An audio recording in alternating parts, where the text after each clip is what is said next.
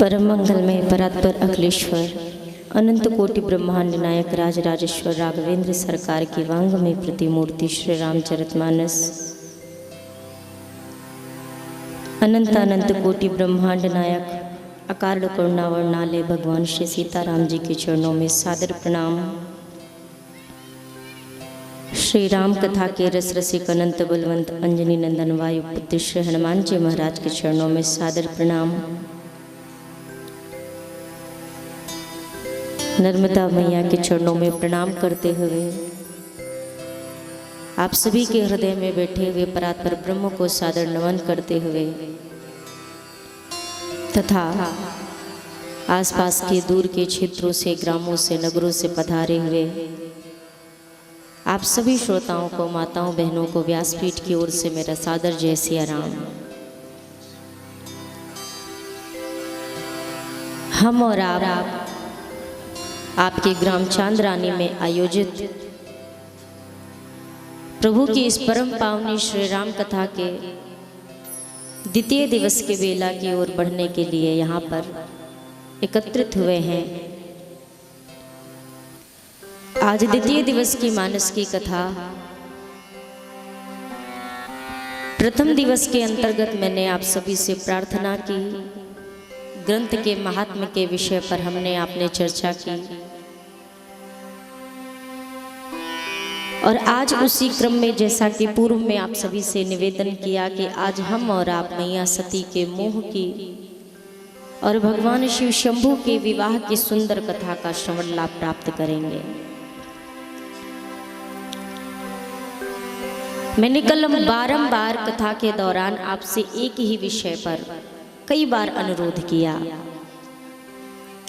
कि यह कथा हमें और आपको हमारे आपके किसी मेहनत के फल स्वरूप नहीं बल्कि प्रभु की कृपा से यह कथा प्राप्त हो रही है।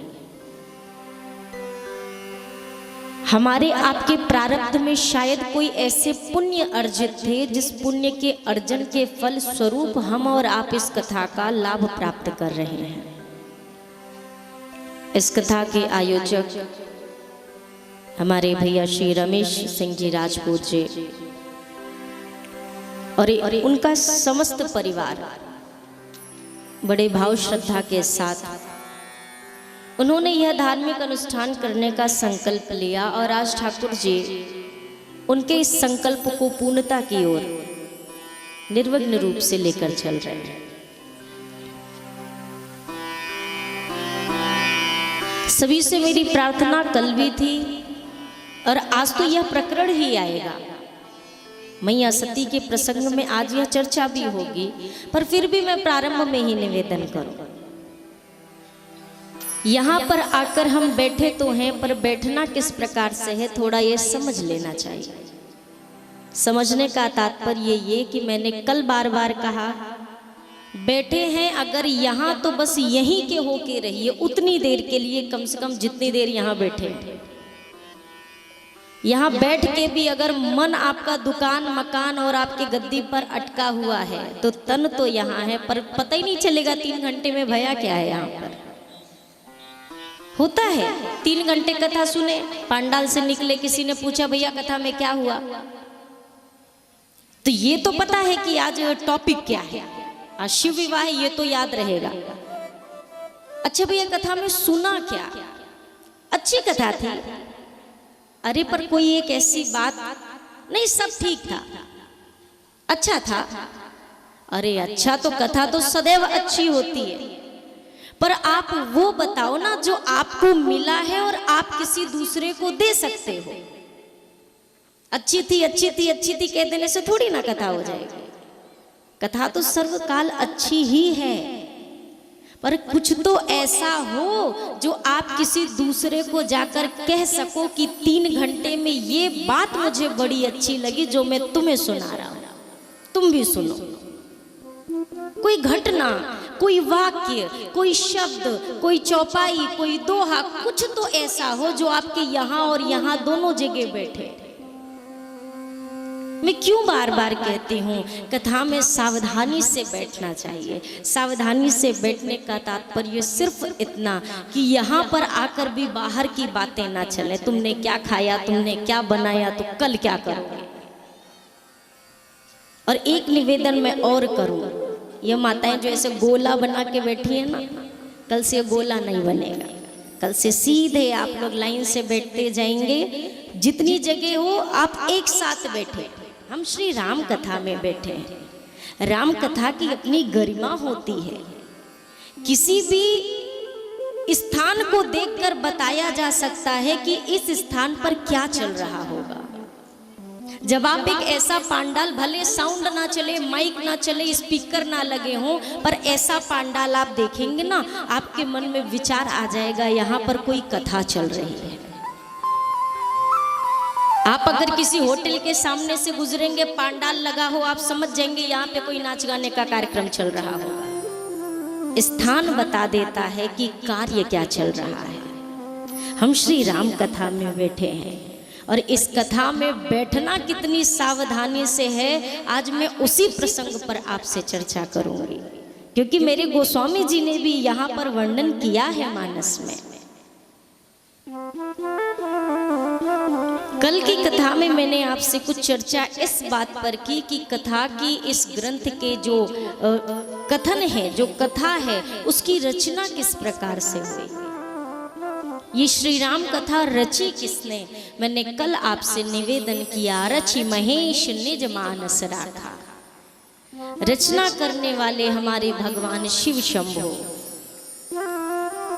योग्यता अनुसार जितने भी योग्य श्रोता मिले हैं बाबा को, उन श्रोताओं में इस कथा को वितरित किया गया है एक एक करके। भगवान शंकर ने मां पार्वती को यह कथा सुनाई। याज्ञवल्क्य जी को मिली तो भरद्वाज जी के समक्ष यह कथा रख दी। कागभुसुंडी जी को मिली तो गरुड़ जी को इस कथा का रसपान करा दिया। और गोस्वामी जी की कृपा से हम कलिकाल के जीव इस कथा को प्राप्त कर रहे हैं। कथा का प्रकरण कहां से प्रारंभ हुआ? माघ का समय।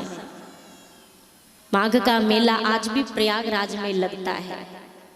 गंगा स्नान का बड़ा महत्व है इस समय। माघ के प्रकरण के बाद जब गंगा स्नान आदि माघ मेले के उपरांत सभी संत अपने कुटिया की ओर, आश्रमों की ओर, धामों की ओर लौटने लगे, श्री याज्ञवल्क्य जी महाराज भी लौटने लगे। और संत जन कहते हैं जिस प्रकार आज ये मेले की पूरी व्यवस्था गवर्नमेंट संभालती है ना, उस समय में श्री भरद्वाज जी सारी व्यवस्था संभालते थे। संतों के आने का, जाने का, रुकने का जो व्यवस्थाएं होती हैं, वो सारी व्यवस्था श्री भरद्वाज जी संभालते थे। श्री याज्ञवल्क्य जी जब भरद्वाज जी से भेंट करने गए, विदा लेने गए कि अब मैं भी अपने आश्रम की ओर प्रस्थान करूंगा, तो भरद्वाज जी ने याज्ञवल्क्य जी के चरण पकड़ लिए और उनसे कहा, आप मत जाइए, आप रुकिए, आप ना जाएं। क्यों ना जाऊं? श्री गोस्वामी जी ने वर्णन किया। याज्ञवल्क्य जी से भरद्वाज जी कहते हैं, भरद्वाज जी कौन है? भरद्वाज मुनि बसहि प्रयागा, तिनहि राम पद अति अनुरागा। भरद्वाज मुनि बसहि प्रयागा, तिनहि राम पद अति अनुरागा। भरद्वाज मुनि बसहि प्रयागा,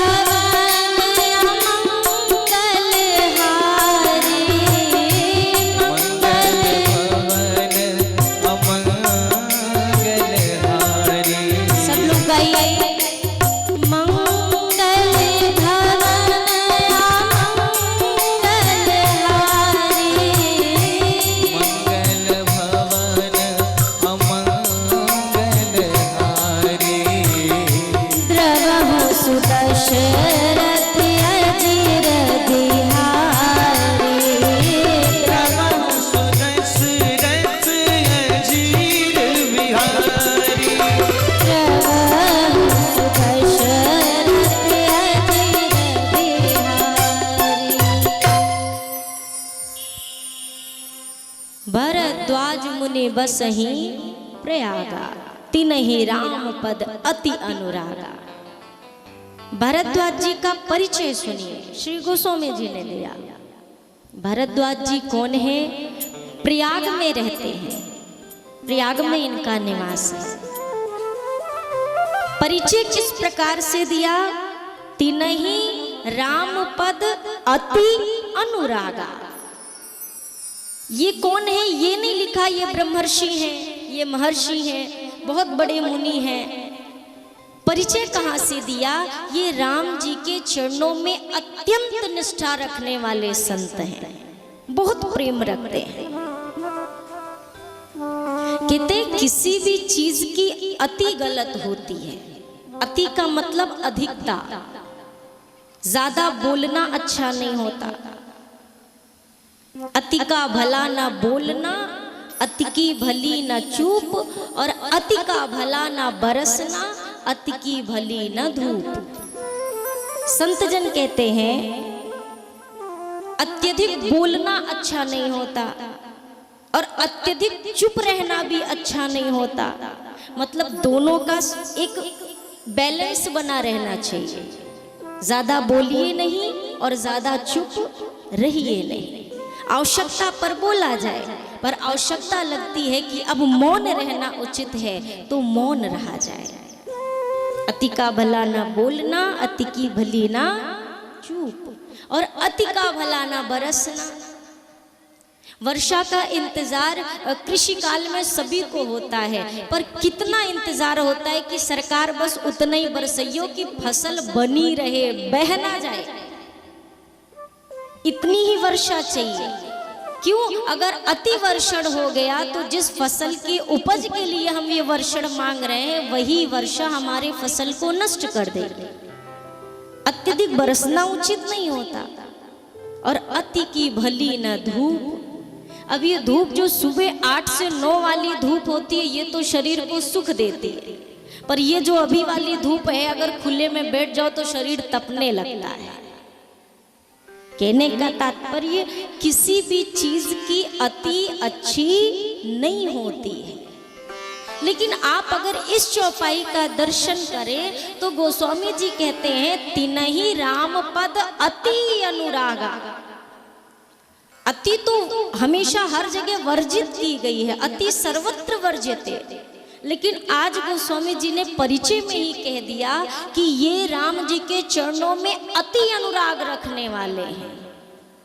कहने का मतलब अगर ये अति की चीजें, अत्यधिक दुनिया के प्रति कोई चीज हो ना तो नुकसान करती है, पर अगर यही अधिकता भगवान के चरणों के प्रति भक्त के हृदय में आ जाए, वो भाव के रूप में हो, अनुराग के रूप में हो, प्रेम के रूप में हो, भक्ति के रूप में हो, तो ये अति जीव का कल्याण कर देती है।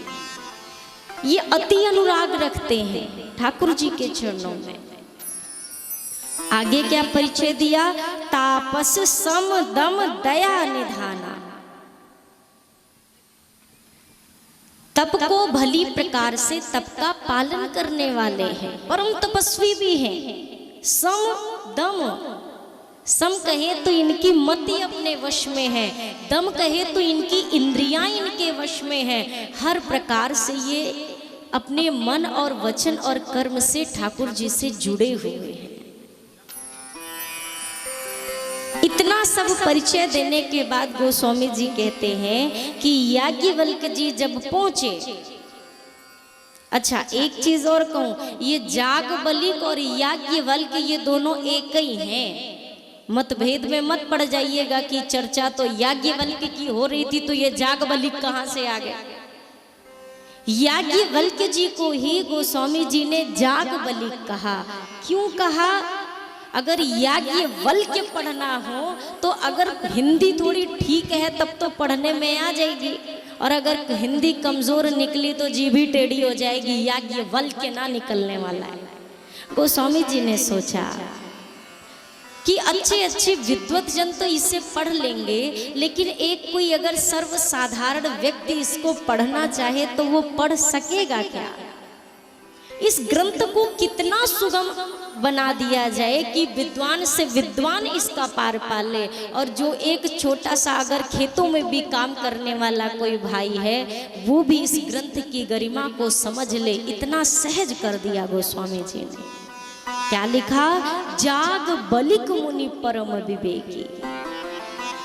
याज्ञवल्क जी जब आए, भरद्वाज जी ने कहा मुनिवर आप न जाएं।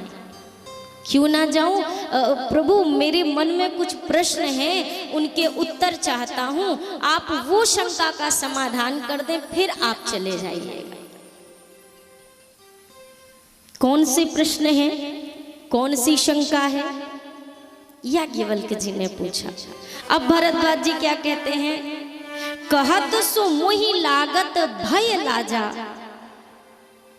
मेरे मन में जो प्रश्न है ना मुनिवर, वो कहने में मुझे भय लग रहा है और साथ ही संकोच लग रहा है। भय किस बात का?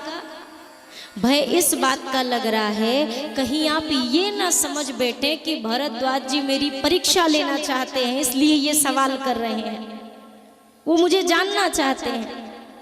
अच्छा, सत्य ही बात है, आपके मन में अगर कोई सवाल उठे तो आप अगर उसका उत्तर जानना चाहें किसी से भी तो ये आपकी जिज्ञासा है, आप उसको जानना चाहते हैं। लेकिन अगर कोई ऐसा प्रश्न हो जिसका उत्तर भी आपको पहले से मालूम हो और फिर वो प्रश्न आप किसी से पूछें, इसका मतलब ये नहीं है कि आप उत्तर जानना चाहते हैं, इसका मतलब ये है कि आप उसको जानना चाहते हैं कि इनको पता है कि ना पता है।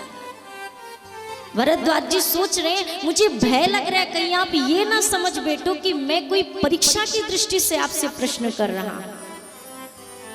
याज्ञवल्क जी ने कहा नहीं, मैं ऐसा नहीं सोचूंगा, आप कहिए तो सही। अब भरद्वाज जी कहते हैं मुझे थोड़ा सा संकोच भी लग रहा है, अभी तक भय लग रहा था, अब संकोच लग रहा है।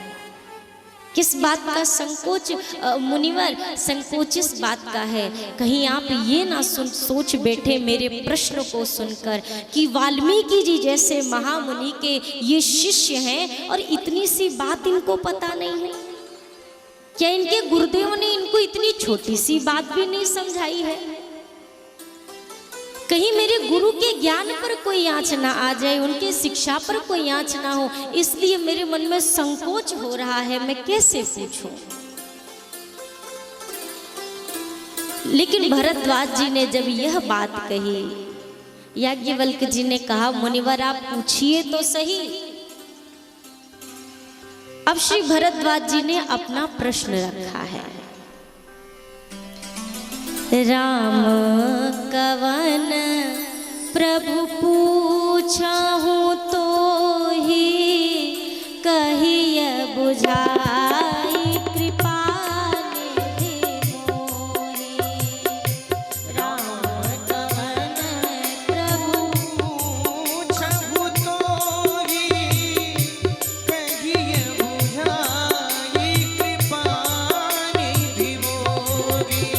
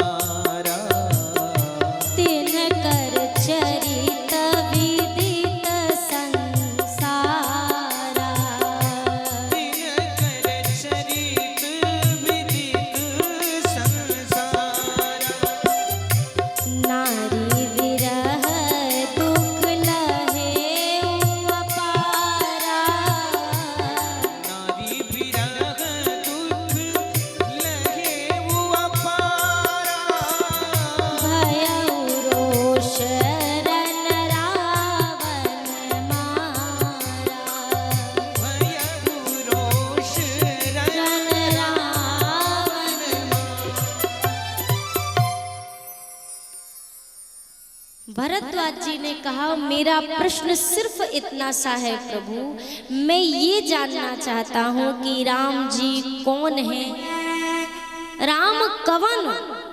इतना सा ही प्रश्न है मेरा कि राम जी, जोर से बोलिए, कौन है। इतना सन्नाटे में मत बैठिए, इतना सन्नाटे में कतई नहीं बैठना है। मैं हर कथा में कहती हूँ, जहाँ पे मुझे ऐसे सीरियस श्रोता मिलते, मैं बार बार कहती हूँ, भैया इतना सीरियस होने की जरूरत नहीं है, बिल्कुल भी नहीं। श्री राम कथा एक ऐसा प्रांगण होता है ना, यहाँ पर हमेशा मुस्कुराते हुए बैठना चाहिए। और यहाँ पे आके भी जो ना मुस्कुरा पाया, वो दुनिया में कतौ नहीं मुस्कुरा सकता है।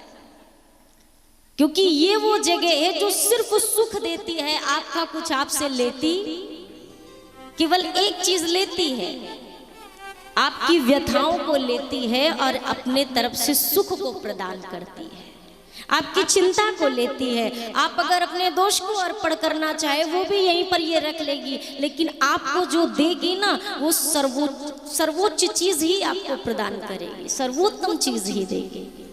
तो श्री राम कथा में बढ़िया आनंद के साथ बैठना चाहिए, मुस्कुराते हुए। मैंने शुरुआत में देखा, और चूंकि मैं मंगलाचरण कर रही थी तो मैंने कुछ बोला नहीं। मैंने कहा मंगलाचरण भगवान के नाम से हो तो ज्यादा अच्छा है, शिकायत से ही मंगलाचरण शुरू हो तो क्या फायदा। जब जय घोष में करा रही थी तो सियावर रामचंद्र की जय भी कतौ के मुंह से ना निकल रहा था। मैं 2 मिनट के लिए, अब चूंकि आंखें बंद तो भीतर कंफ्यूजन चलने लगी। ऐसा तो नहीं कि सगरे उठ के चल दिए, हम अकेले ही बैठे। भैया राम कथा में देखिए, जीवन में सभी को जय और विजय चाहिए होती है। जय का मतलब भैया हमारे नाम का डंका बजे, और विजय का मतलब जो कार्य करें उसमें सफल हो। ये 2 चीजें सबको चाहिए होती है कि नहीं चाहिए होती।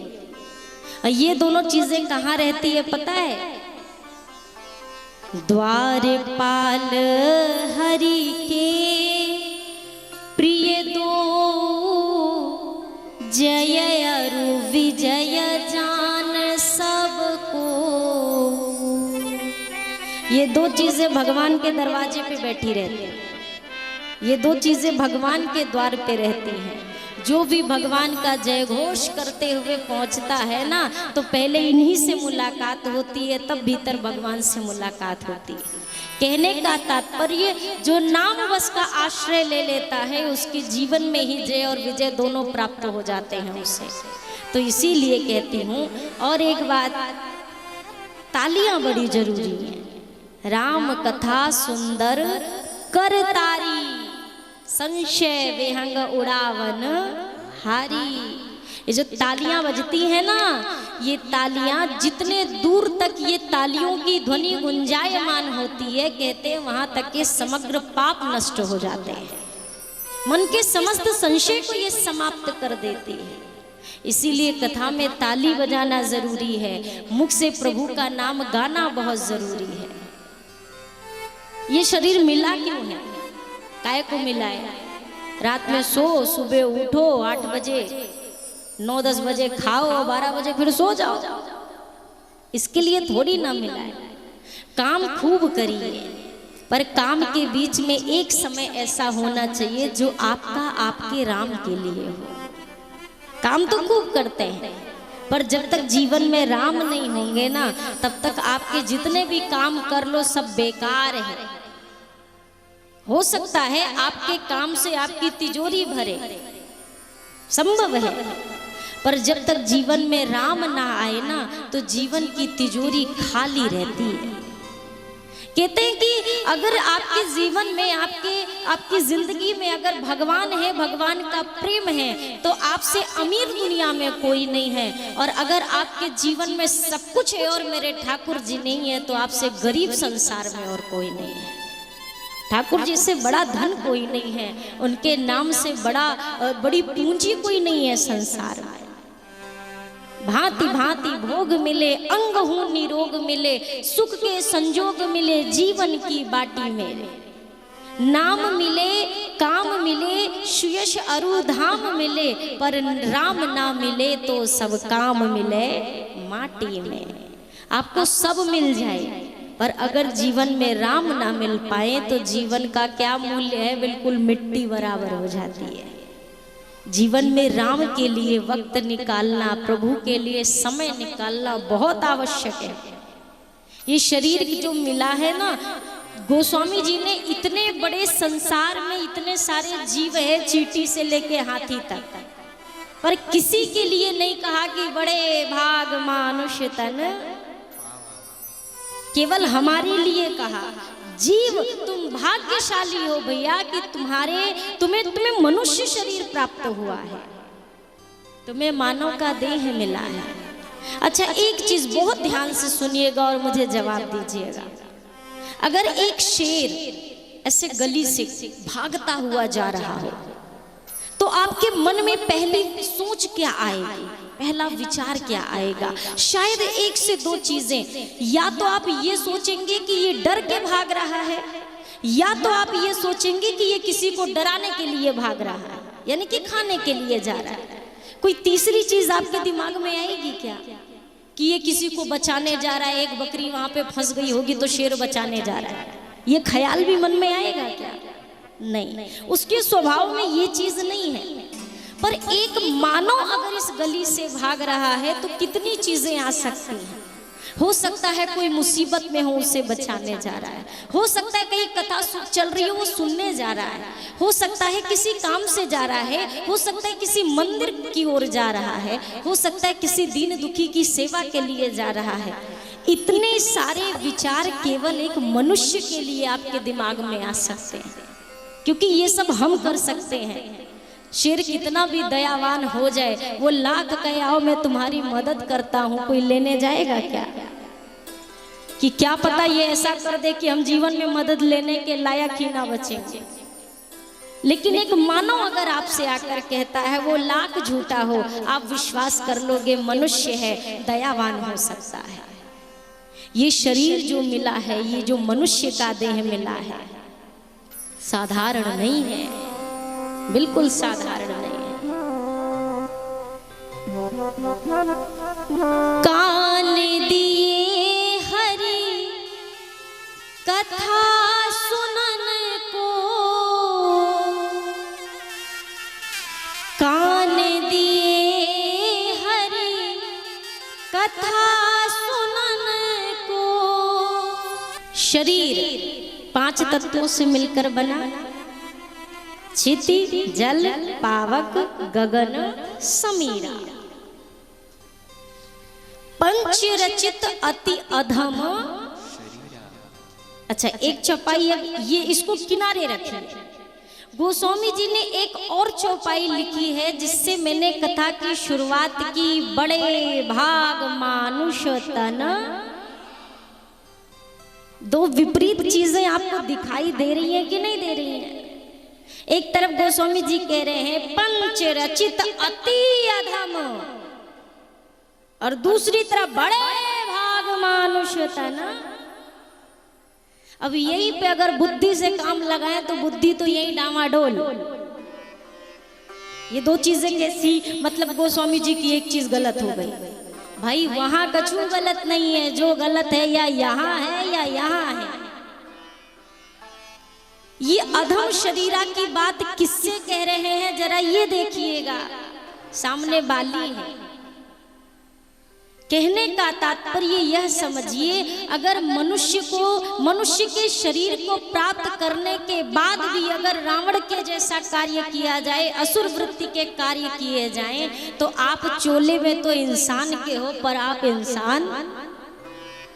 और जो मनुष्य देह को प्राप्त करके भी भगवान के शरणागत नहीं होता, शायद उसके लिए गोस्वामी जी कहते हैं कि पंच रचित अति अधम। और जो इस शरीर को प्राप्त करके भगवान का हो लेता है, उसी के लिए मेरे गोस्वामी जी कहते हैं भाई तू बड़ा भाग्यशाली है, तूने अपने मनुष्य देह को सार्थक कर लिया है। शरीर एक ही है। नास्तिक से नास्तिक को भी यही काया मिलती है और आस्तिक से आस्तिक को भी यही काया मिलती है, पर दोनों में फर्क कितना है? देखिए, अगर कोई भक्त हो ना एक भक्त और व्यापारी में फर्क क्या होता है? अगर एक व्यापारी व्यक्ति मंदिर भी चला जाए ना तो उसे मंदिर में भी व्यापार नजर आता है। वो जाके भगवान को कम देखेगा, दान पेटी ज्यादा देखेगा। अरे ये तो बड़ा चढ़ावा हो जाता है इस मंदिर में, दिन भर में लग रहा है 50-60 हजार तो आ जाते हो। वो ये नहीं देख रहा है लक्ष्मीपति सामने बैठे, वो लक्ष्मी को देखेगा क्योंकि उसके दिमाग में व्यापार चलता है। और एक भगत अगर अपने व्यापार में भी बैठा है ना तो वो व्यापार में भी भगवान को देखता है। भगवान ने कितनी कृपा की है, उसकी कितनी महिमा है। कहने का सारा खेल हमारे भीतर का है। जिस चीज में अपने मन को रमा लीजिए। आप क्या सोचते हैं? अगर आपको जीवन में उपलब्धि मिल रही है, आप दो चीजें सोच सकते हैं। या तो ये सोच सकते हैं कि ये मैंने किया है, या ये वो सोच सकते हैं मैं जिसका हूं ये उसने किया है। आपके नजरिए की बात है। मैंने कल भी चर्चा की थी। किसी से भी पूछो भाई आप कौन है, फटाक से हम अपना नाम बताते, मैं ये। हम इस शरीर को ही अपना मान बैठते हैं। सबसे बड़ा तो यही गलतफहमी का दुकान यही हमारी खुली है, ये मेरा है। अगर हमारा होता तो हमारी सुनता कि नहीं सुनता कि नहीं। बुढ़ापे में हम कहते हैं तुम्हें झुर्रियां नहीं पड़नी है, नहीं पड़ती। अगर हमारा होता तो हम कहते कमर से तुम्हें झुकना नहीं है, नहीं झुकता। अगर हमारा होता तो हम श्वासों से कहते तुम्हें बंद नहीं होना, नहीं बंद होता। अगर हमारा होता, हमारा नहीं है वो तो हमने ठप्पा लगा लिया। कहते ना कि कोई मेहरबानी करके तुम्हें घर किराए पे दे दे कि तुम दर बदर मत भटको, टिक के रह लो, और आप उसी के नाम का बोर्ड उखाड़ के फेंक के अपना नाम चिपका लो, ये हमारा है। हमने वही काम किया है। कल मैंने आपको भजन सुनाया था, चुन चुन कंकड़ महल बनाया और मनुज कहे घर मेरा। पर सत्य क्या है? अरे ना घर तेरा ना घर मेरा, ना घर तेरा ना घर मेरा, ये चिड़िया रैन बसेरा क्या तन मांझता रे, आखिर माटी में मिल जाना। 5 तत्वों से शरीर बना, अभी हमने चर्चा की। ये 5 मटेरियल किसके हैं? थोड़ा जोर से बोलिए। सामान किसका है? भगवान का। वायु आपने दिया क्या? हवा आपने दी? नहीं। अग्नि आपने दिया? नहीं। ये धरती गगन ये आपने दिया? नहीं। ये सारी चीजें दी हुई हैं ठाकुर जी की। मटेरियल ठाकुर जी का, बनाने वाले मैकेनिक ठाकुर जी के। और जैसे ही बन के पुतला तैयार हुआ, फटाक से हम अपने नाम का स्टैंप लगाए, ये मेरा है। अब ये बेईमानी है कि नहीं है?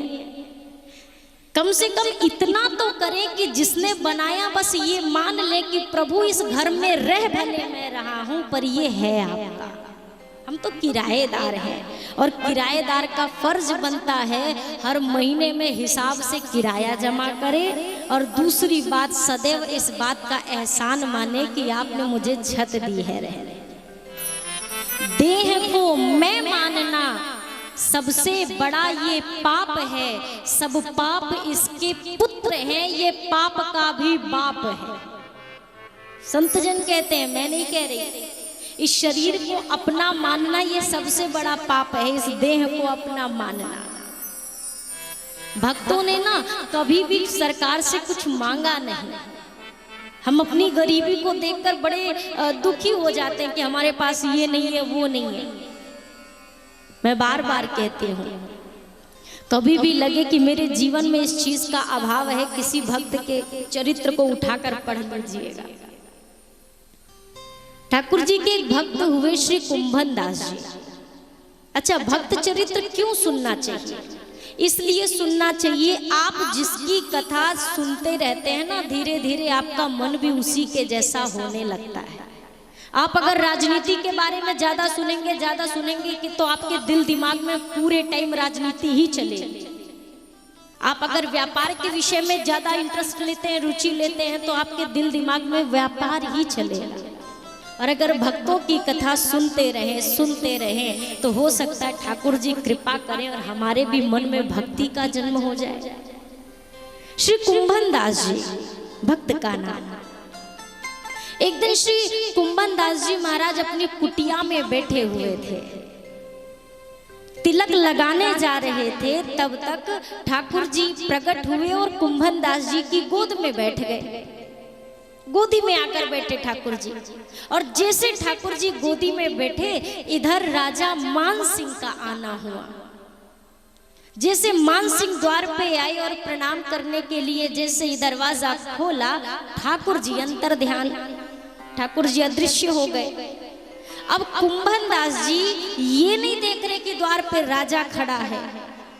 मान सिंह आए, प्रणाम किया, और कुंभन दास जी मान सिंह को जवाब नहीं दे रहे। क्या कह रहे? आए तो थे, पता नहीं क्या कहते चले गए। आए तो थे, पता नहीं क्या कहते चले गए। मतलब कि ठाकुर जी आए तो थे, ना जाने वो मुझसे क्या कहना चाहते थे, पर उसी बीच में ये राजा आ गया और ठाकुर जी चले गए। अब इतना बड़ा चक्रवर्ती सम्राट प्रणाम कर रहा है और कुंभन दास जी राजा को नहीं देख रहे, बार बार आए तो थे, पता नहीं क्या कहते चले गए। अब उन्होंने फिर से प्रणाम किया कि क्या पता सुना नहीं इनने। फिर जैसे प्रणाम किया, फिर से कहते कुंभन दास जी आए तो थे, पता नहीं क्या कहते चले गए। कुंभन दास जी के परिवार में 17 लोग थे। घर पे कुछ ऐसा भी नहीं कि खाने पीने की बहुत बड़ी व्यवस्था, कुछ भी नहीं। तब तक परिवार की एक बालिका आई, कहने लगी आपको महाराज प्रणाम कर रहे हैं। अब कुंभन दास जी ने देखा, अच्छा राजा आए हुए, बैठे मान सिंह जी।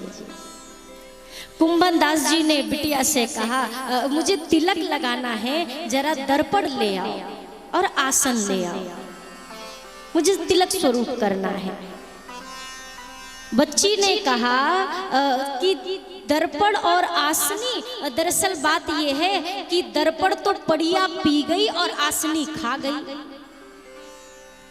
अब थोड़ा सोचने वाली बात है ना, दर्पण पी गई और आसन खा गई। मान सिंह भी सोच में पड़ गए कि ये कौन सा दर्पण था जिसे पड़िया पी गई और आसन खा गई। बार बार सोचने लगे। तो कुंभन दास जी ने कहा ऐसा है बेटा, चलो तब तक तुम दूसरी तैयारी करो दर्पण और आसन की, तब तक मैं राजा से बात करता हूँ। और देखा मान सिंह बैठे हुए हैं। बिटिया ने एक मटके में लाकर जल भर के रखा और एक कुश लाकर, पैर जो होते ना कुश होती है, उसका लाकर के आसनी दी। अब मान सिंह को एहसास हुआ कि दर्पण क्या है। कुंभन दास जी उसे उसी पानी से भरे हुए पात्र में देख करके तिलक लगाया करते थे।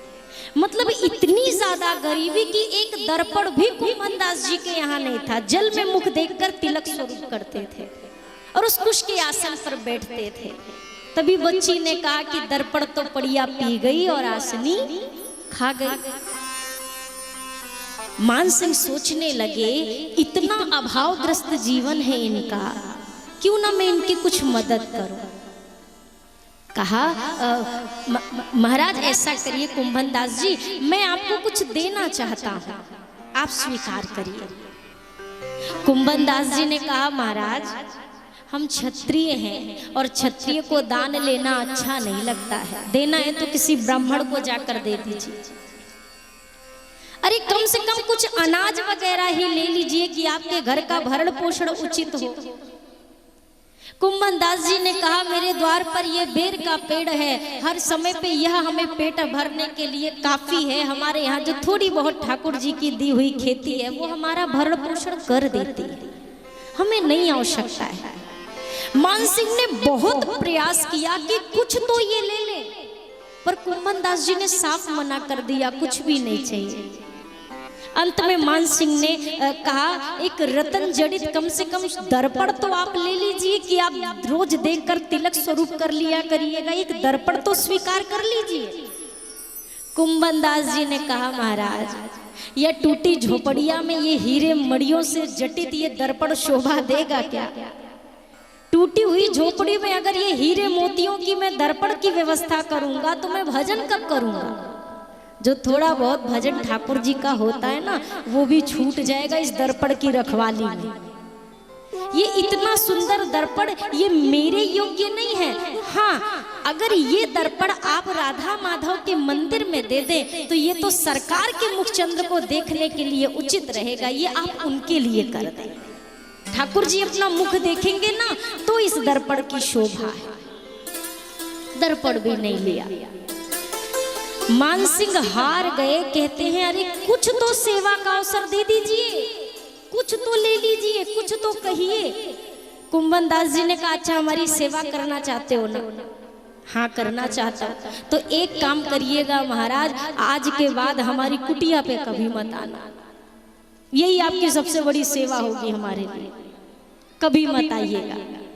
मानसिंह चले गए और जैसे मानसिंह गए ठाकुर जी फिर गोदी में आकर बैठ गए कुंभन दास जी के। कुंभन दास जी ने कहा जय जय कहाँ चले गए थे आप? ठाकुर जी ने कहा धत। कुंभन दास जी ने कहा धत क्यों कहते? ठाकुर जी ने कहा अरे मानसिंह को मैंने ही तो भेजा था कि आपकी कछु मदद हो जाएगी, वही बताने आया था कि मैं मानसिंह को भेज रहा हूं और आपने मानसिंह को ही भगा दिया। मेरी ही प्रेरणा से तो मानसिंह आए थे। अब कुंभन दास जी ने कन्हैया से कहा धत। कन्हैया ने कहा आप क्यों धत? कुंभन दास जी ने कहा एक बात बताइए, अगर मैं मानसिंह से कुछ ले लेता तो आप दोबारा आकर मेरी गोदी में बैठते क्या? कन्हैया ने कहा जब मेरा काम पूरा हो जाता तो दोबारा क्यों आता? कुंभन दास जी ने कहा ये धत उसी लिए था कि अगर मैं कुछ ले लेता तो आपको क्यों मेरी चिंता होती, आप क्यों दोबारा मेरी गोद में आकर बैठते। कहने का तात्पर्य मेरे भैया, मैंने कल भी प्रार्थना की, जो ठाकुर जी से मांग लेता है ना खुल करके मुझे ये चाहिए वो चाहिए, ठाकुर जी निश्चिंत हो जाते। बंदा मांग लेगा जब जरूरत होगी, और जो नहीं मांगता है, जहां भगत मेरो पग धरे तहां धरूं मैं हाथ, सदा संग डोलूं चलूं कभी न छोड़ूं साथ। मैं कभी उसका साथ नहीं छोड़ता हूं, मैं सदैव चलता रहता हूं उसके साथ। श्री भरद्वाज जी महाराज ने प्रश्न किया, राम जी जोर से बोलिए क्या सवाल था? राम जी हो गया, बहुत ही कथा सुन ली आपने तो। राम जी कौन है? सीधा सा सवाल, राम जी कौन है? यहाँ पर इतने लोग बैठे हैं, शायद कोई ऐसा हो जिससे पूछा जाए कि आपको पता है कि राम जी कौन है? अपनी मति अनुसार प्रत्येक व्यक्ति बताएगा कि राम जी ये हैं, चाहे दशरथ जी के बेटे हैं कहेंगे, चाहे कौशल्या माँ के लाल हैं कहेंगे, कुछ तो कहेंगे। पर भरद्वाज जी कहते मुझे पता ही नहीं कि राम जी कौन है। याज्ञवल्क्य जी ने जब यह प्रश्न सुना, कहा सच में आपको नहीं पता कि राम जी कौन है? भरद्वाज जी कहते हैं नहीं, ऐसा नहीं है कि मुझे नहीं पता कि राम जी कौन है, ये तो पता है कि राम जी हैं, पर राम जी कौन है मैं ये जानना चाहता हूं। एक प्रश्न राम जी कौन है, दोबारा क्या कहते हैं? एक राम जी को तो मैं जानता हूं। कौन से राम जी? एक राम अवधेश कुमारा, जो दशरथ जी के पुत्र राम है ना, उनको मैं जानता हूं, उनके विषय में मैंने सुना है। पर ये तो मैं जानता हूं, लेकिन फिर भी अभी मेरा सवाल वही है कि राम जी बोलिए कौन है? ये बुलवाना जरूरी होता है, ना बुलो तो क्या पता कि कौन सो गया और कौन सुन रहा है। याज्ञवल्क्य जी ने कहा एक तरफ आप पूछते हो कि राम जी कौन है, दूसरी तरफ आप खुद जवाब देते हो कि एक राम अवधेश कुमारा, तो प्रश्न क्या बचा? भरद्वाज जी ने कहा प्रश्न सिर्फ इतना सा है मुनिवर कि जो राम जी को मैं जानता हूं वो, और जिन राम जी के नाम का स्मरण सदैव भोलेनाथ करते रहते हैं वो ये दोनों राम जी एक ही हैं कि दो हैं? बस इतना सा सवाल है कि दोनों एक हैं कि दोनों बिलग हैं? मेरे वाले और उनके वाले राम जी एक ही हैं क्या कि अलग अलग हैं? बस इतना सा सवाल है मेरा। याज्ञवल्क्य जी ने जब सुना, याज्ञवल्क्य जी ने कहा मैं समझ गया। क्या समझ गए प्रभु? राम भगत तुम मन क्रम बानी, चतुराई तुम्हारी मैं जानी। राम भगत तुम क्रमवानी, चतुराई तुम्हारी मैं जानी। चाहु सुनहि राम गुण बूढ़ा, चाहु सुनहि राम गुण गूढ़ा। चाहु सुनहि राम गुण बूढ़ा। चाहु सुनहि राम गुण गूढ़ा। कीन्हे प्रश्न मनहु अति मूढ़ा। कीन्हे प्रश्न मनहु अति मूढ़ा। मैं आपकी चतुराई जान गया। जैसे एक दुकान हो, दुकान की शटर लगी हो और दुकान के ऊपर या अगल बगल कोई बोर्ड ना लगा हो कि ये किस चीज की दुकान है, तो आपको कैसे पता चलेगा कि ये किस चीज की दुकान है? कैसे मालूम पड़ेगा? कोई बोर्ड नहीं है, कुछ लिखा नहीं है, कोई संकेत नहीं है, कैसे पता चलेगा? जब उस दुकान का शटर खुलेगा तब मालूम पड़ेगा इसके भीतर कपड़ा है कि सोने की दुकान है कि ये पुस्तकालय है कि वस्त्रालय है कि या के अंदर कचरा भरा है कि लकड़ी भरी है। ये शटर खुलते ही आपको पता। ठीक उसी प्रकार ये शटर है, जब तक ये बंद होता है तब तक नहीं पता चलता कि भीतर क्या है, और जैसे ही ये मुख का शटर खुला 1 मिनट में पता चल जाता है कि भीतर क्या चीज भरा हुआ है। प्रेम भरा है, कड़वाहट भरी है, नम्रता भरी है कि विषमता भरी है। ये शटर के खुलते ही सामने वाले को पता चल जाता है। अगर इस शटर के खुलने के बाद देखा अंदर काम की चीज है तो सामने वाला बार बार इस दुकान के सामने आएगा, और शटर खुलते ही पता चल गया जहर ही जहर भरा है। अब दोबारा वो उस दुकान के सामने आने वाला तो भीतर अच्छी चीजें भरी जाएं, जितना भी हो सके। भरद्वाज जी ने कितना साधारण सा प्रश्न किया और याज्ञवल्क्य जी कहते मैं आपकी चतुराई समझ गया। वो ये देख रहे हैं कि भीतर भरद्वाज जी के क्या चल रहा है। मैं समझ गया आपने क्यों ये मूर्ता सा प्रश्न पूछा। ऐसा लग रहा है जैसे कोई साधारण अयोग्य सा व्यक्ति है जिसको कुछ पता ही नहीं है। सवाल तो आपने मुझसे ऐसा किया है, लेकिन मैं आपकी चतुराई जानता हूँ। आपने यह सवाल इसलिए किया क्योंकि आप मुझसे प्रभु की कथा सुनना चाहते हैं, इसीलिए यह प्रश्न किया। और पता है भरद्वाज जी, ऐसे ही संशय कीन भवानी, जैसा ये प्रश्न आपने किया ना, ऐसा ही संशय माँ भवानी ने भी शंकर जी के समक्ष रखा। तब भोले बाबा ने भी कुछ कहा था, जो उन्होंने कहा था वो मैं भी कहूंगा, पर उसके पहले मैं कुछ और कहूंगा। क्या कहेंगे प्रभु? राम कथा का नंबर तो दूसरे नंबर पर आएगा, सबसे पहले मैं आपको शिव कथा सुनाऊंगा। अब थोड़ा सा अटपटा लगता है, सीधा सरल सा सवाल है भरद्वाज जी का कि मुझे बता दीजिए राम जी कौन है।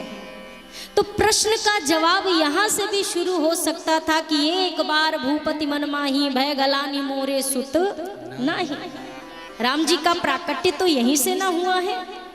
लेकिन कहां से जवाब शुरू हो रहा है? एक बार त्रेता जुग माही शंभु गए कुंभज ऋषि पाही। त्रेता युग के समय में और भगवान शंकर के हृदय में कथा सुनने की इच्छा हुई।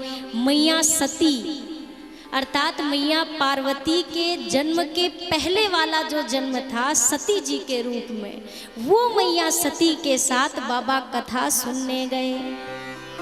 दोनों लोग गए हैं। गोस्वामी जी कहते हैं एक बार त्रेता जुग माहे, एक बार त्रेता युग माही शंभु गए कुंभज ऋषि पाहे। शंभु गए कुंभज ऋषि पाही संग सती जग जननी भवानी। संग सती जग जननी भवानी पूजे ऋषि अखिलेश्वर जाने। पूजे ऋषि अखिलेश्वर जानी राम कथा मुनि बरज बखाने। राम कथा मुनि बरज बखानी सुनी महेश परम सुख माने। सुनी महेश परम सुख मानी ऋषि पूछी हरि भगति सुहाई। ऋषि पूछी हरि भगत सुहाई कही शंभु अधिकारी पाई। कही शंभु अधिकारी पाई कही शंभु अधिकारी पाई। एक बार त्रेता जुग माही शंभु गए कुंभज ऋषि पाही। कुंभज ऋषि को ही अगस्त ऋषि कहते हैं और अगस्त ऋषि को ही कुंभज ऋषि के नाम से जाना जाता है। कुंभ का तात्पर्य होता है घड़ा, और घड़े से प्राकट्य हुआ तो कहलाए कुंभज। पहले अगस्त ऋषि काशी जी में रहते थे। अगस्त जी कौन है? जितने भी ये पर्वत हैं ना, इन सभी पर्वतों के गुरुदेव हैं श्री अगस्त जी। एक बार ये विंध्य पर्वत, विंध्याचल पर्वत बढ़ता ही गया। ऐसा लगा कि अभी सूर्य के ही प्रकाश को रोक लेगा। सभी अगस्त ऋषि के पास गए कि अपने चेले को समझाइए, वो ऐसा बढ़ रहा है कि अब जग की हानि हो जाएगी। अगस्त ऋषि ने कहा कि मैं काशी जी को छोड़कर कहीं नहीं जाऊंगा, नहीं जाऊंगा मैं। सभी भोले बाबा के पास गए कि आप ही समझाइए अब अगस्त ऋषि को, क्योंकि विंध्य और किसी की बात सुनने वाला नहीं, केवल गुरु की बात मानेगा। अगस्त ऋषि के पास भूत भावन भोलेनाथ गए।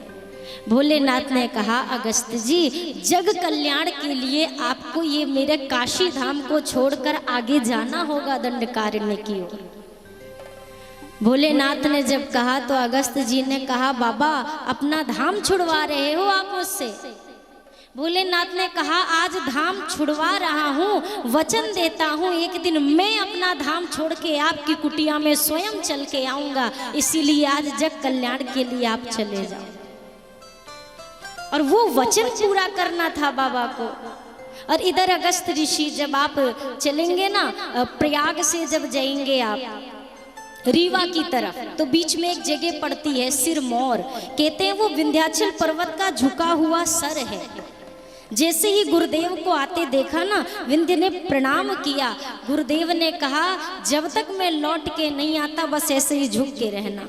और कहते हैं आज भी विंध्याचल अपने वचन को पूर्ण कर रहा है। अगस्त ऋषि जिस क्षेत्र में थे, आज बाबा अपना धाम छोड़ करके मैया सती जी के साथ कथा सुनने पहुंच गए।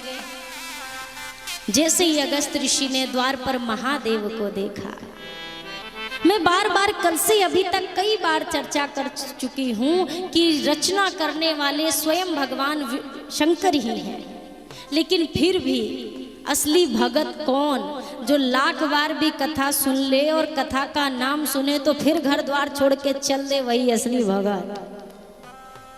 मतलब कि जिसका मन इस कथा से तृप्त ना हो, जो ये ना कहे कि हमने पहले दिन की कथा सुनी, अब 2 दिन बीच में गैप मारेंगे तब चौथे दिन जाएंगे।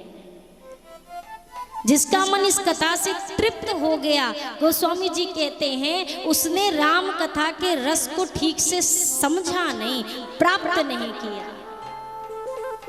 जो सुख है मेरे राम भजन में, सो सुख नाही अमीरी में, मन लागो मेरो यार।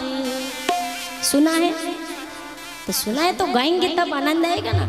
ओ मन लागो मेरो यार, फकीरी में मन लागो मेरो यार, फकीरी में मन लागो मेरो यार, फकीरी में मन लागो मेरो यार, फकीरी में मन लागो मेरो यार, फकीरी में, हाँ फकीरी में, फकीरी में, हाँ फकीरी में, हो मन लागो मेरो यार, फकीरी में मन लागो मेरो यार। फकीरी में मन लागो मेरो यार।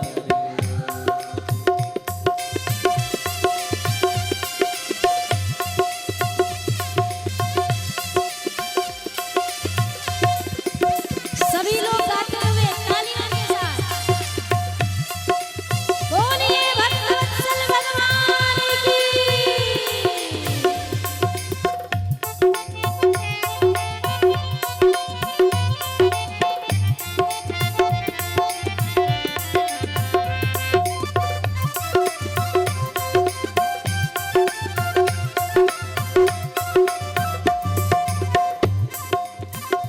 ओ जो सुख पाऊं मेरे राम भजन में, जो सुख पाऊं मेरे, राम भजन में, जो सुख पाऊं राम भजन में, जो सुख पाऊं राम भजन में, सो सुख नाही अमीरी में, मन लागो मेरो यार, फकीरी में मन लागो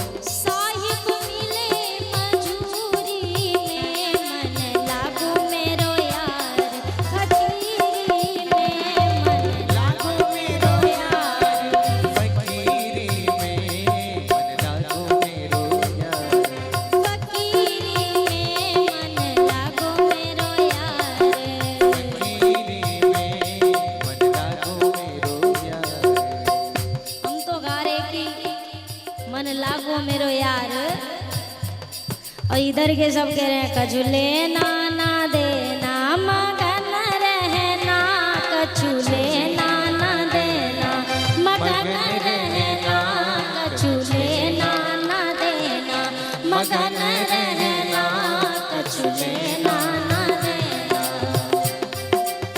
मगन रहना हो, मगन रहना, मगन रहना हो। ये गाइए, पर ये ना कहिए कि हमको इधर से कछु लेना देना नहीं।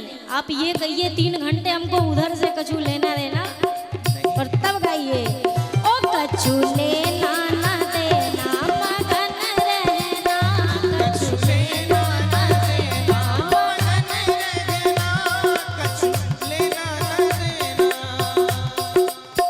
गहरी नदिया नाव पुरानी, गहरी नदिया, नाव पुरानी, गहरी नदिया नाव पुरानी, गहरी नदिया नाव पुरानी, केवटिया से मिले रहना, कछु लेना ना देना मगन रहना, कछु लेना ना देना मगन रहना, कछु लेना ना देना। पांच तत्व का बना पिंजरा, पांच तत्व का बना पिंजरा, तामे बोल रही मैना, कछु लेना ना देना मगन रहना, कछु लेना ना देना मगन रहना, कछु लेना ना देना।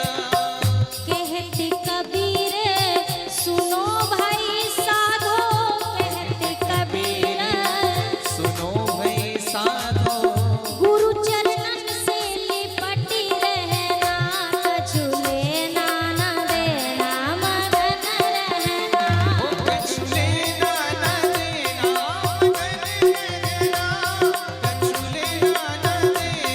मगन रहना, कछु लेना ना देना मगन रहना, कछु लेना ना देना मगन रहना, मगन रहना हो, मगन रहना, मगन रहना हो। मगन ऐसे ना होते, हाथ ऊपर करो तब मगन होते हैं। मगन रहना हो, मगन रहना, मगन रहना हो। मगन रहना, ओ कछु लेना ना देना मगन रहना, कछु लेना ना देना मगन रहना, ओ कछु लेना ना देना मगन रहना, कछु लेना ना देना मगन रहना, कछु लेना ना देना मगन रहना, कछु लेना ना। अरे गाइए कछु लेना ना देना मगन रहे। जब आप हमारे सामने नहीं गाते तो हम कैसे यकीन कर लें आप घर में गाओगे, कैसे विश्वास करें, मुश्किल हो जाती है। यहाँ अगर नकल भी करें तो हो सकता है नकल एक दिन असल में बदल जाए, जब नकल ही नहीं करेंगे तो असल का तो सवाल ही नहीं उठता। भगवान शिव शंभु मगन होकर पहुंचे हैं आज अगस्त ऋषि के द्वार पर। कथा सुनने, कथा की कितनी महत्ता है, ये जो भी प्रकरण चल रहे हैं ना इनसे समझने का प्रयास करिएगा। कथा लगती ऐसी है कि बड़ी आसानी से मिल गई, यूं घर से निकले यूं पहुंच गए, ऐसा नहीं होता है। बहुत सारे लोग इस कथा में आ जाते हैं, कुछ आते रह जाते हैं, नहीं आ पाते। तो भैया ये वही पतित पावनी श्री राम कथा है जिसको सुनने के लिए भगवान शंकर कैलाश पर्वत को छोड़ करके आज कुंभज ऋषि के द्वार पर खड़े हैं। मैया जी साथ में हैं। अगस्त ऋषि ने देखा महादेव आए हैं, विराजमान कराया, षोडशोपचार पूजन किया है। मैंने कल आपसे एक निवेदन किया था ना कि जब आपके पास प्रेम की अधिकता हो जाती है, प्रेम की निधि मिल जाती है ना, तो आपको पूजन की विधि नहीं याद रहती है कि ये विधि से पूजन होता है। अगस्त ऋषि ने महादेव को देखा, ऐसा प्रेम उमड़ा। नियम कहता है कि श्रोता वक्ता का सम्मान करे, पर आज बाबा के चरणों में ही अगस्त ऋषि लौट गए। महादेव आए हैं, सम्मान किया, पूजन किया। अगर ऋषि के अंदर इतनी सरलता है तो भोले बाबा का स्वभाव कैसा? भोलेनाथ भी मन ही मन सोच रहे हैं, वास्तव में संत इसे ही कहा गया है, संत हृदय नवनीत समाना। कितनी सरलता है इनके भीतर। अगर नियमानुसार देखूं तो मुझे इनका सम्मान करना चाहिए, पर धन्य है ऋषिवर, आज एक श्रोता के रूप में आया हूं तो भी मेरा ही सम्मान कर रहे हैं। ये किसका नजरिया है? ये मेरे भगवान भोलेनाथ का नजरिया, ये उनका दृष्टिकोण है कि ये ऋषि की सरलता है इसलिए मेरी पूजा कर रहे हैं। और जब वहीं पर दूसरे नंबर पे मैया सती का पूजन प्रारंभ हुआ, मैया सती के दृष्टिकोण में क्या आया? ओ गलत जगह आ गए बाबा। अरे ऋषिवर को तो इतना भी ज्ञान नहीं है कि कौन किसकी पूजा करे, और जिनको इतना भी ज्ञान नहीं है उनको क्या पूरी कथा का ज्ञान होगा क्या? अरे इतना ज्ञान तो मुझे भी है कि किसकी पूजा किसको करनी चाहिए, मतलब इनका ज्ञान मेरे ज्ञान से भी कम है। बाबा बैठे हैं भाव में और मैया के मन में अब उथल पुथल चलने लगी, क्या इनसे कथा सुनो? अरे क्या सुना ले जाएंगे? जिनकी शुरुआत ही गड़बड़ी से हो रही हो, ये क्या पूरी कथा सुनाएंगे? अच्छा, कथा शुरू हो गई, कथा शुरू हो गई और कथा चल रही है। सुनने वाला कौन है? मैंने कल से आज तक में कम से कम 25 बार बोला होगा, यहाँ पर बैठना अच्छी बात है, पर कैसे बैठना है अब ये प्रसंग से सीखना है। 2 लोग बैठे हैं कथा में, 2 लोग बैठे हैं, पर मेरे गोस्वामी जी ने सुनने वाले श्रोताओं में नाम सिर्फ एक लिखा है, राम कथा मुनि बरज बखानी। कहने वाले कौन? मुनिवर। सुनने वाले कौन? आए थे 2 पर सुनने में रह गए 1। सुनी महेश परम सुख मानी। केवल भगवान शंभू ने कथा सुनी। तो अब हम सोचेंगे मैया सती भी बैठी हैं तो सुन ही रही होंगी, नहीं सुन रही है। अगर सुन रही होती तो मेरे गोस्वामी जी श्रोताओं में से मैया का नाम नहीं हटाते। मैया तो इस उथल पुथल में क्या सुनना, इनको क्या आता होगा? इनको ज्ञान ही नहीं है तो ये क्या कथा कहेंगे? क्या सुनो, क्या सुनो? और मैया बस यही सोच रही है कि इनको जब आता ही नहीं तो हम सुने क्या। अब पूरी कथा का प्रसंग व्यतीत हुआ, श्रवण किया बाबा ने, पर मैया ने कथा नहीं सुनी। किसी भी कथा में ना कई प्रकार के श्रोता बैठते हैं, कई प्रकार के। एक श्रोता होते हैं जो कथा सुनते हैं, मैं नहीं कह रही, मैंने सुना है, संत जन कहते हैं। एक श्रोता होते हैं जो कथा सुनते हैं, एक श्रोता होते हैं जो सुनते का मैं काटते जाता है। ये अगर ऐसा हुआ तो यहाँ ऐसा नहीं होना चाहिए था, ये गलत लिख दिया। मतलब ऐसे भी होते हैं जो गोस्वामी जी को भी गलत ठहरा देते, हम कौन से खेत की मूली। और एक होते हैं सोता, जिनको दुनिया से भी मतलब नहीं और भगवानों से कोई मतलब नहीं, एक कोना पकड़ेंगे सो जाएंगे। देखिए एक बात कहूँ, अगर सोए भी तो अगर कथा के आश्रय में आकर सोएंगे ना तो कथा में वो सामर्थ्य है जो आपको नींद से जगा देगी। बोलिए सियावर रामचंद्र की। बताओ नींद खुलेगी कि ना खुलेगी? अब कोई कुंभकर्ण थोड़ी ना यहाँ सोएगा कि नींद ही ना खुलेगी, ढोल नगाड़े बजाते रहो। यहाँ पर अगर नींद आ भी जाए तो कथा का वह पुरुषार्थ है, कथा की वह महिमा है कि वो निद्रा से जगा देती है, सोते हुए की आंखें खोल देती है। चाहे वो तन की आंखें हो, चाहे वो मन की आंखें हो, पर घर में अगर सोए आ जाए तो घर वाले 2 रजाई और डाल देते हैं, बिकट ठंडी है सोए रहने। क्या करेगा उठ के इतने हवा बयार में, ना खेती का काम ना पानी का काम, सोने दो, वो और सुला देते। दुनिया सुलाने का काम करती है, कथा जगाने का काम करती है, पर बैठना है तो बैठे कैसे? आप कथा में बैठो, आपका सौभाग्य है, पर कथा आप में बैठे ये आपका परम सौभाग्य है।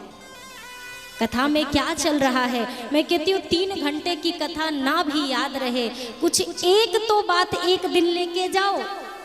एक दिन में भी अगर एक बात लेके जाएंगे तो 9 दिन में 9 बात आपके जीवन में रहेगी, पर कुछ तो लेके जाए।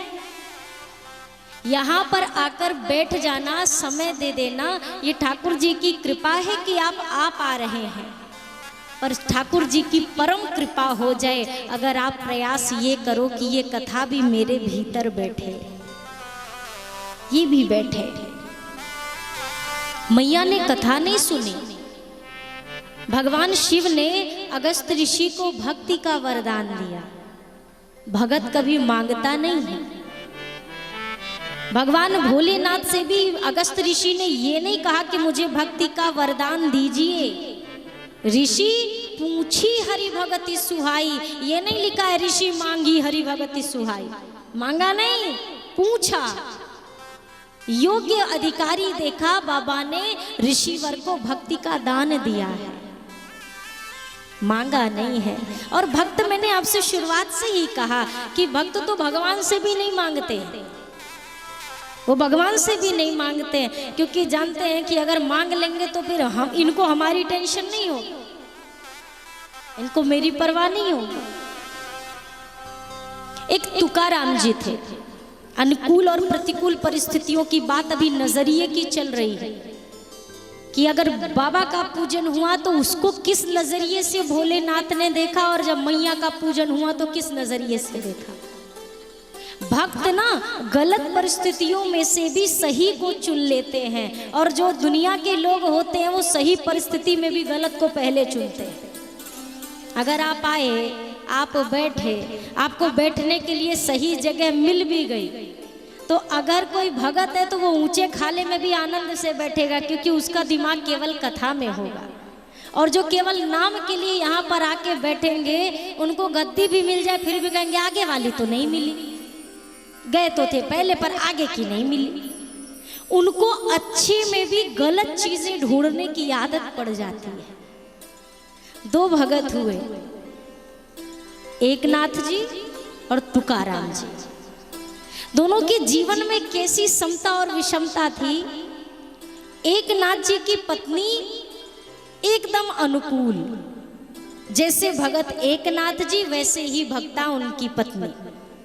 एकनाथ जी रोज ठाकुर जी से मंदिर में पहुंचे ना, एकनाथ जी ठाकुर जी को धन्यवाद दे रहे थे, प्रभु आपकी बड़ी कृपा जो आपने मुझे ऐसी धर्म पत्नी दी, खुद भी धर्म करती है और मुझसे भी धर्म का कार्य कराती है, बहुत अनुकूल मिली है। बगल में ही खड़े थे तुकाराम जी भी कह रहे हैं उनकी पत्नी एकदम प्रतिकूल। अगर तुकाराम जी कह दे ये आम का पेड़ है तो वो सीधा कहेंगे ये इमली का पेड़ है, इतनी प्रतिकूल। तुकाराम जी भी मंदिर में खड़े, वो भी ठाकुर जी से कह रहे ठाकुर जी आपकी बड़ी कृपा जो आपने ऐसी पत्नी दी है। अब एकनाथ जी का धन्यवाद देना तो समझ में आया कि उनकी पत्नी अनुकूल है, पर तुकाराम जी क्यों भगवान को धन्यवाद दे रहे, उनकी पत्नी तो एकदम प्रतिकूल है। किसी ने पूछा, तुकाराम जी ने कहा भला भया जो प्रतिकूल पत्नी मिली है, अगर अनुकूल होती तो भगवान की याद कम आती, इसकी ही याद बनी रहती। ये प्रतिकूल है इसीलिए इसमें मन नहीं फंसता, भगवान में मन लगा रहता है। एक बार तुकाराम जी ऐसे संतों के समाज लगा करके बैठे हुए थे, घर के द्वार पे जमावड़ा लगा था, तुकाराम जी बैठे थे, सत्संग चल रहा था। पत्नी घर से बाहर निकली और घर से बाहर निकलते ही जैसे ही महात्माओं को देखो तुम्हें कोई काम नहीं है निठल्ला, फिर आके बैठ गए, कोई काम धाम नहीं है। पानी भरने जा रही थी, कहा जब मैं लौट के आऊं ना एक यहाँ नजर मत आ जाना गलती से, फटाफट खाली करो। काम ना धाम, यहाँ पर भीड़ लगा के बैठ जाते हैं। अच्छा, ये कह के तो चली गई पानी भरने। अब पानी भर के आई तो देखा ज्यों के त्यों सब बैठे। कहे कि महात्मा वही जाको ना मान से फर्क पड़े ना अपमान से फर्क पड़े, सब फिर सत्संग में बैठे। पत्नी को बड़ा क्रोध आया, पानी से भरा जो मटका था उठाया और तुकाराम जी के सर पे ही पटक पटक। अब और कोई ऐसे यहाँ के देवता होते जैसे आप विराजमान हैं, आपके घर में कछु ऐसा हो जाए तो वो पटकेगी मटका, आप पटकोगे बाल्टी। क्रोध आएगा कि नहीं आएगा? पर तुकाराम जी बढ़िया मगन हो गए, कहे वाह देखो, आज तक सुना था जो गरजते हैं वो बरसते नहीं। एक हमारी पत्नी है, पहले गरज के गई आगे बरस गई। एकदम ठाकुर जी की कृपा, जो कहती है वो करती है। तुकाराम जी से कहा गन्ने हैं घर पे, जाओ गन्ने बेच के आ जाओ, कुछ पैसे आ जाएंगे। गन्ने का गट्ठर लेकर तुकाराम जी निकले बेचने, और रास्ते में छोटे छोटे बालक मिल गए। तुकाराम जी ने देखा, अरे ये तो गोपाल जी हैं, ये लो गोपाल जी गन्ना खाओ। सारा गन्ना बांट दिया, एक गन्ना बचा लेकर घर पहुंचे। पत्नी खुश हो गई कि लग रहा है सारा सामान बिक गया। पत्नी ने कहा दो पैसे। तुकाराम जी ने बचा हुआ एक गन्ना पकड़ा दिया, ये ले। अरे पैसे कहाँ हैं?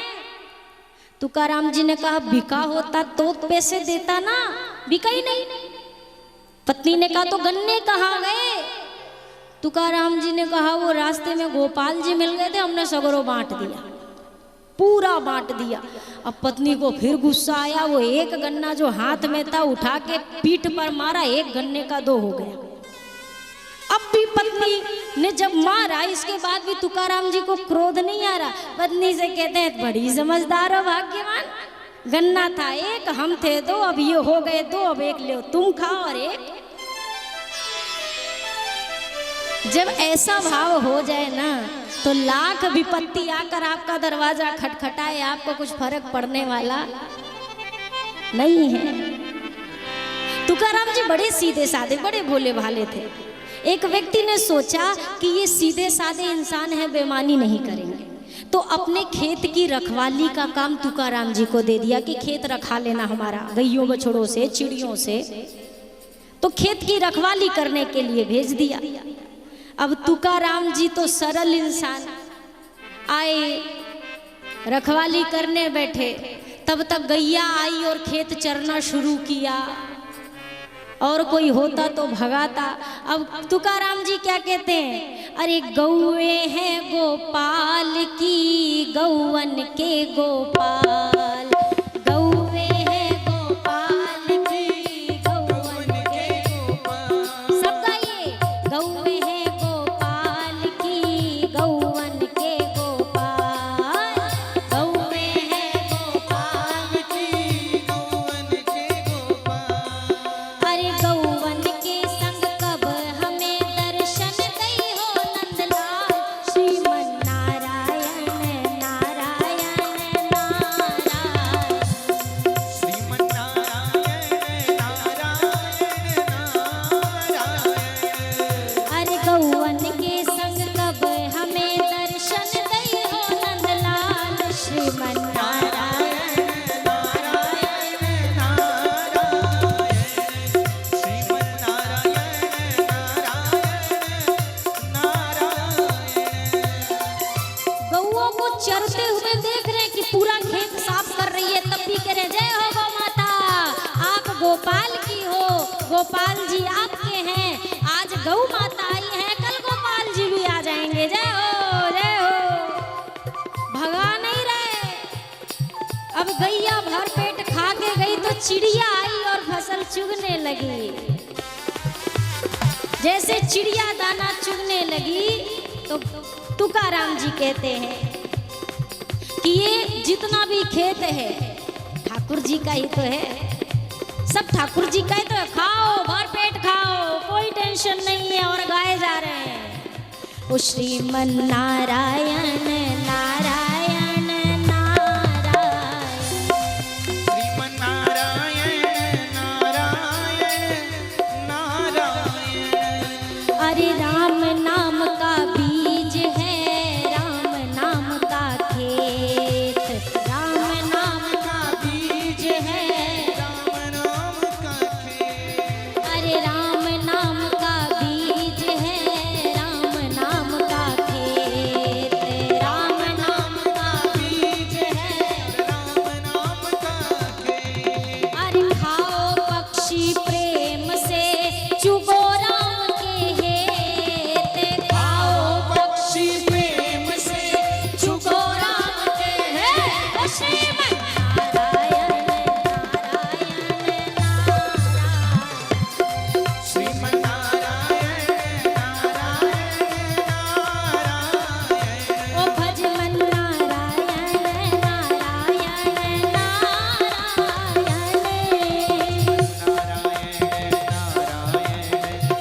नारायण ओ जय श्री नारायण नारायण नारायण, जय श्री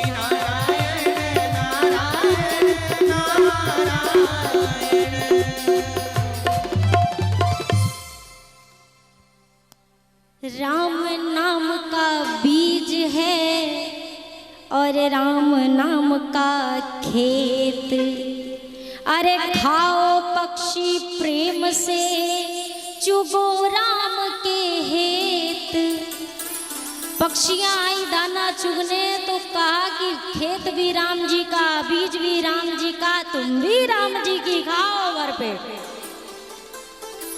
फसल काटने का समय आया, जब मालिक आकर देख रहा है फसल पूरा साफ, केवल सूखी गांठें खड़ी हुई हैं, झाड़ियां।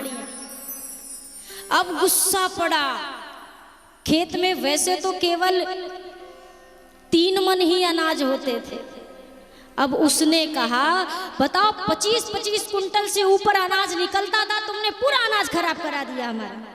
25 मन अनाज होता था हमारा। तुकाराम जी ने कहा हम कहाँ से भरेंगे 25 मन का दाम, और हमें भरना भी क्यों है, अरे आप खेत तो कटवाओ। मालिक ने कहा ये हमें बचा का है जो कटवाए, झाड़ी पाटी कटवाए, क्या कटवाए, अरे कटवाओ तो भैया। जिस तरह से फसल काटी जाती है ना, झाड़ियां कटी, सूखी सूखी घासें कटी और उनको बिल्कुल जैसे ही बैलों के पैरों से रौंदवाया जाता है अनाज निकालने के लिए, पूरी प्रक्रिया की गई। और जब समय आया फसल तोलने का, जब तोला गया तो पूरे 25 मन अनाज निकल करके सामने आया। ये ठाकुर जी की कृपा है, जो उनके आश्रित होकर हर बात बोल दे, प्रभु मैं नहीं, मेरा नहीं, जीवन दिया है आपका, सब कुछ आपने ही तो दिया है, मेरा क्या है, मेरा कुछ भी नहीं है। भगवान शंकर ने कथा सुनी और मैया ने सुनी तो नहीं, शंका जरूर मन में चल रही है। वहां से प्रस्थान किया, आगे बढ़े।